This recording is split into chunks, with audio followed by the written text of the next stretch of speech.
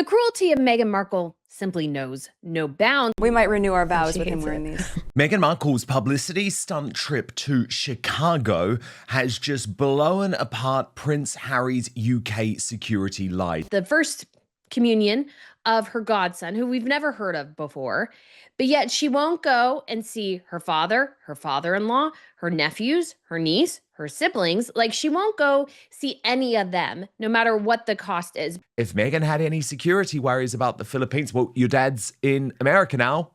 Brittany, like, what's stopping you? She doesn't realize that she's just literally thrown a grenade into Harry's claim. King Charles had just left American soil. His bags were barely packed, his motorcade barely gone, and within days, Meghan Markle quietly boarded a plane going the other direction entirely. Not to Washington, not to New York, not anywhere near a city where her father-in-law, who was battling cancer, had just spent his historic visit to the United States. She went to Chicago to attend a church ceremony for a boy most of the world had never heard of, a godson she has barely mentioned publicly in years. She sat in the pews, she wore a beige turtleneck, she smiled, she left the next morning, and somehow, within hours of that church visit, People magazine had a fully formed, detail-rich story ready to publish, complete with named sources describing exactly where Meghan sat, which entrance she used, and how she blended in with the other families. That last part is where this story stops being about a church visit and starts being about something else entirely. Because when you pull on that thread, the timing, the sourcing, the deletion, the security arguments, and where King Charles was just days before, what unravels is not a heartwarming story about a godmother keeping her promises. What unravels is a window into how this whole operation actually works, and what it reveals about Harry's legal battle in the UK, and what it reveals about Charles sitting at Buckingham Palace, knowing full well what just happened. Well, we need to go through all of it. So let's start at the beginning.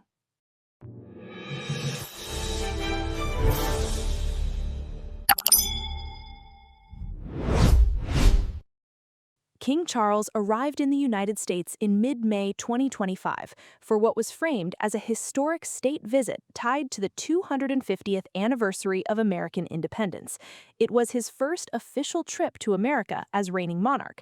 The visit took him through Washington, D.C., where he addressed Congress, the first British monarch ever to do so, and then on to other engagements on the East Coast. What it did not include was a stop in California. Now, there's a reason for that, and it matters to understand why, because a lot of people online immediately said, well, why didn't Charles just swing by Montecito while he was on the same continent? That question sounds reasonable on the surface, but the reality of how a state visit works is completely different from how a regular family trip works. When King Charles travels as monarch, he is not moving as a grandfather. He is moving as head of state of the United Kingdom and multiple Commonwealth realms. That designation, head of state, means that every country he visits is obligated to provide augmented security through their own diplomatic protection services. The U.S. State Department's Diplomatic Security Service does not just offer a handshake at the airport. They coordinate a full security apparatus, sweep teams, route planning, secure communications, the works. Now you take that man, with all of that machinery surrounding him, and you ask him to take a side trip from the East Coast to California to visit a son who has spent the last 3 years publicly accusing the royal family of racism, neglect, and institutional failure, a son who was at the exact same moment pursuing legal action in British courts demanding taxpayer-funded police protection. The optics alone would be catastrophic. The logistics would be a diplomatic headache, and practically speaking, a cross-country flight from the East Coast to California runs about 5 to 6 hours. Coming back against the jet stream, longer.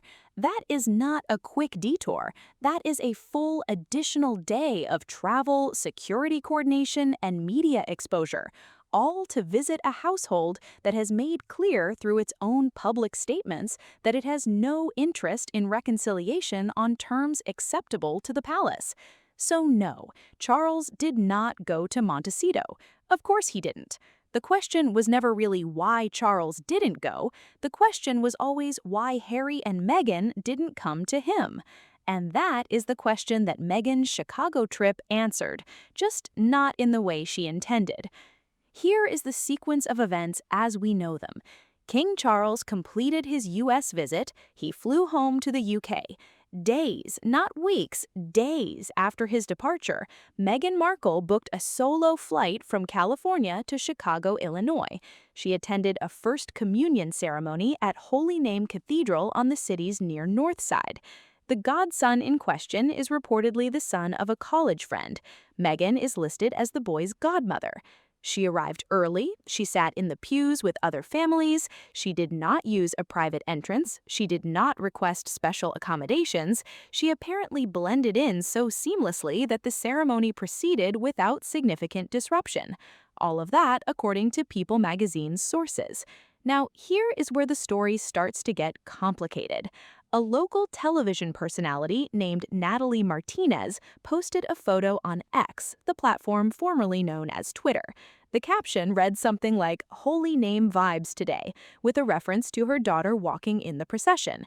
And in the background of that photo, if you looked closely, was a woman in a beige turtleneck who was unmistakably Meghan Markle. The post went up, royal commentators and royal fans spotted it within hours. By the time it had gained meaningful traction and been picked up by People magazine, which confirmed the trip in full detail with sourced information about arrival time, seating, and general comportment, Natalie Martinez had deleted the original post, gone, removed, as though it had never existed. But of course, the story had already spread, the image had already circulated, People magazine had already published, and so now we have to ask the obvious question. If this was a genuinely private moment, a godmother quietly attending her godson's religious milestone, why was there a story in People magazine with this level of detail at all? Who told them she sat in the regular pews? Who confirmed she arrived early? Who verified she used the standard entrance? Reporters do not generate that level of specific sourced detail about a celebrity's movements in a public church by accident. That information came from somewhere, and the somewhere, in cases like these, is almost always a source with direct access to the subject, which in Meghan's world means her team. Natalie Martinez, it is worth noting, is not a random civilian. She is a professional journalist and TV reporter. She knows exactly what happens when you post a public photo identifying a celebrity at an event. She knows what gets picked up and why. The idea that she casually posted that photo without anticipating the reaction strains credibility. And the fact that she deleted it the moment People magazine published, not before but after, suggests the post served its purpose. The organic-looking spark had done its job. The mainstream press had caught. This is a recognized public relations technique. You do not need Meghan's publicists to reach out directly to a media outlet. You seed something onto social media through a third party. It spreads organically. Mainstream press picks it up and reports it as news. The original post disappears. The story continues to circulate, now with the imprimatur of verified journalism behind it. And the subject of the story gets the coverage without their fingerprints on the initial leak. Is it possible this was all just coincidence, that Natalie Martinez spontaneously posted, spontaneously named Meghan, spontaneously deleted once coverage peaked, and that Meghan's inner circle just happened to have detailed sourced quotes ready for People magazine within the same news cycle? Technically possible, extraordinarily unlikely. But here is where the story shifts from a conversation about PR tactics into something with much larger legal and financial consequences. Prince Harry has been fighting a case in the British courts for years now. The central argument of that case is that the UK government, specifically the Home Office, wrongfully stripped him of his Metropolitan Police Protection Detail after he and Meghan stepped back from royal duties in early 2020. His legal team has argued in various forms that Harry and Meghan are high profile enough and recognizable enough and subject to sufficient threat that they cannot safely move through public spaces without a dedicated protection team. Now look at what Meghan just did in Chicago. She flew across the country, California to Illinois, coast to nearly coast, alone. No Harry, no visible security detail. She sat in a public church with an open congregation. She moved through one of the largest cities in the United States. She arrived early before the ceremony and waited in the pews among strangers. And she did all of this, reportedly, without incident, without disruption, and without a single visible special arrangement. The specific statistics about Chicago are worth understanding here. In 2024, Chicago recorded approximately 460 homicides, the lowest figure in roughly 60 years, which sounds encouraging until you set it against its population of 2.7 million. England and Wales, with a combined population of about 60 million people, recorded 522 homicides in the same period. That means a single American city produced nearly as many murders as an entire country with more than 20 times the population. Per capita, a person's statistical risk of being murdered in Chicago runs roughly 18 times higher than in the United Kingdom. None of this is a political statement about Chicago. It is relevant only because Harry's legal team has spent years arguing that the UK is too dangerous for the couple to visit without taxpayer-funded police protection. If Meghan can travel solo to a city with those crime statistics, sit in a public church, and move through the city without incident, it becomes very difficult to simultaneously argue that London, with its substantially lower per capita violent crime rate, requires the couple to have a permanent government-funded security detail any time they set foot there. Harry's lawyers will have noticed this. The Home Office will have noticed this. The judge handling the case will certainly have noticed this. One unguarded Sunday in Chicago may have done more damage to Harry's UK security lawsuit than his opponents could have achieved in months of legal argument. And then there is the matter of what this trip says about King Charles. Charles has cancer. That is public knowledge. The palace confirmed his diagnosis in February 2024. The nature and precise stage of his illness has not been fully disclosed. He has continued working, continued making public appearances, continued fulfilling his constitutional duties. But anyone watching him in recent months can see that he is a man managing a serious illness while trying to maintain the appearance of full strength. He just completed his first state visit to the United States as king. He flew across the Atlantic, he addressed Congress, he carried out a full program of engagements. He came within a few hundred miles of his grandchildren, Archie and Lilibet, who he sees almost never, children he has met a handful of times in their lives, and he flew home having not seen them. Now his daughter-in-law, days later, boards a plane and crosses the country to attend a church service for a child she has never publicly mentioned being close to, a godson who has appeared precisely nowhere in her extensive social media presence, her interviews, her podcast, or her public narrative about the relationships she values. She can fly to Chicago for that. She cannot arrange, in any of the months leading up to Charles's U.S. visit, a way to bring her children to see their grandfather.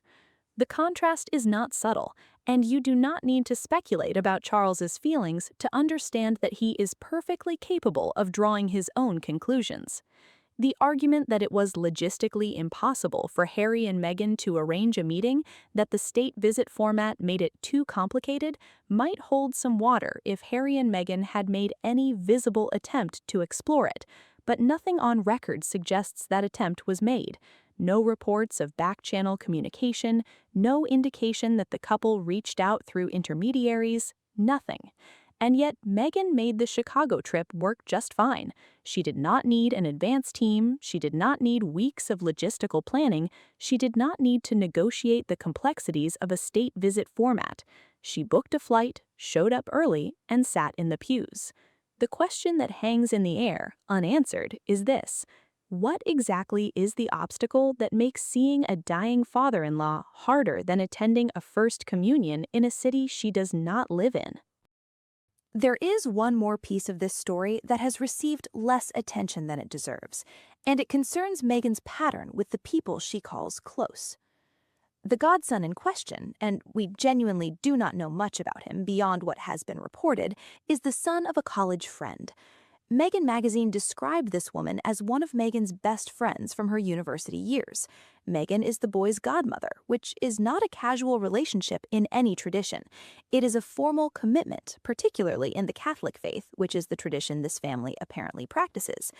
And yet, Meghan has never mentioned this child publicly, not in her lifestyle blog, which ran for years, not in her Spotify podcast, which dedicated multiple episodes to the theme of friendship and the women who shaped her, not in any of the Sussex social media output, not in interviews where she discussed her inner circle. She apparently has a godson she cares enough about to fly across the country for his first communion, but he has never once been part of the public narrative she has spent years constructing around herself. Compare that to the relationships she has spoken about repeatedly: her Suits castmates, her wedding party, the women she described as her core support system during the years she became a public figure. Several of those relationships have quietly dissolved. The pattern with Meghan and the people around her is well documented at this point. People are close until they are not. Arrangements matter until they do not. Commitments hold until something shifts. Whether this godson relationship is genuine, or whether the Chicago trip served a dual purpose, attending the ceremony and generating a specific media moment, is something only the people in that church know for certain. But the questions are reasonable ones. Now, the vow renewal comment.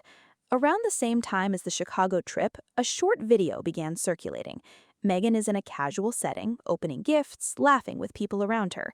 Someone gives her what appears to be a piece of jewelry, small, personal, sentimental, and Meghan, in a light tone, makes a remark about maybe renewing her vows with Harry when he is wearing what she has just been given. We might renew our vows She with him hates wearing it. these. The comment lasts about 3 seconds. It is delivered with a laugh. It was clearly not scripted in the formal sense, but it got picked up everywhere. And here's the thing about Meghan and Harry's public image right now. Over the past year, they have appeared together in public less frequently.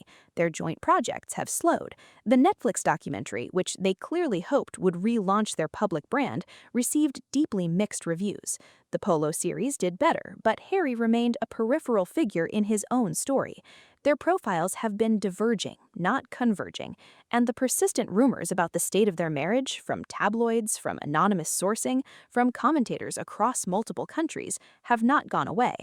Into that environment, a casual joke about renewing vows does not land as a joke, it lands as a message.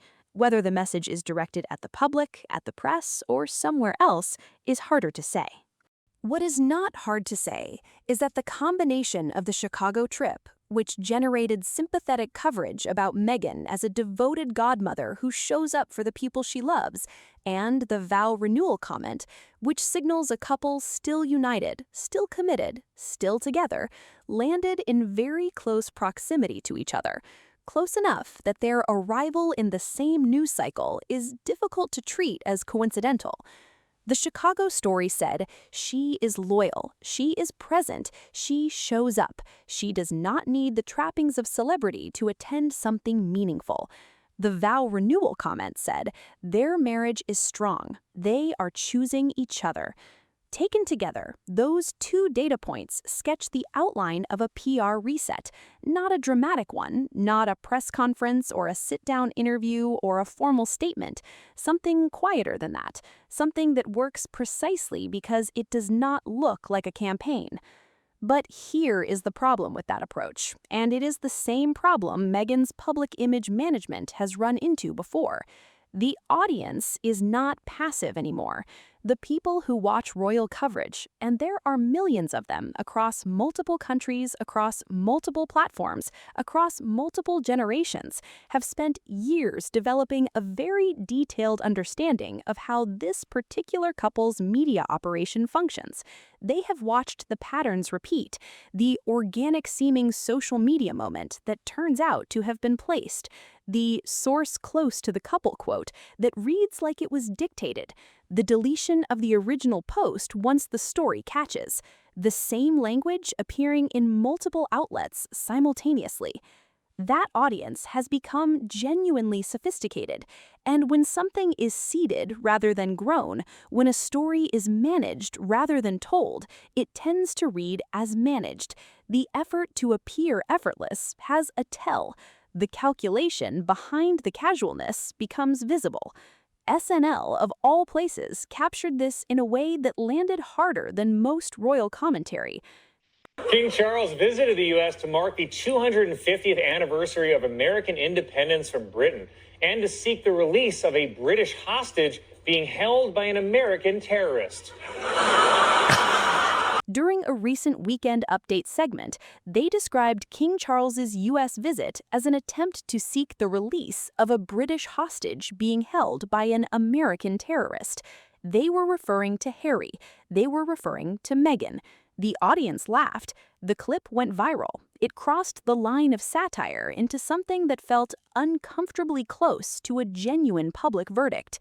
When Saturday Night Live is making that joke, and it's landing, and people are sharing it, and it's expressing something the audience actually thinks, no amount of First Communion coverage is going to shift the underlying perception. Because the underlying perception is not really about individual moments anymore. It's about pattern recognition. And the pattern that people have recognized across 5 years of watching this is one of a woman who is very good at managing appearances and very poor at generating genuine warmth.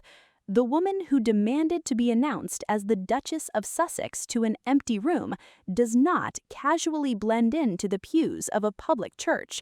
Those two things describe different people, and the public has been watching long enough to know which version is real.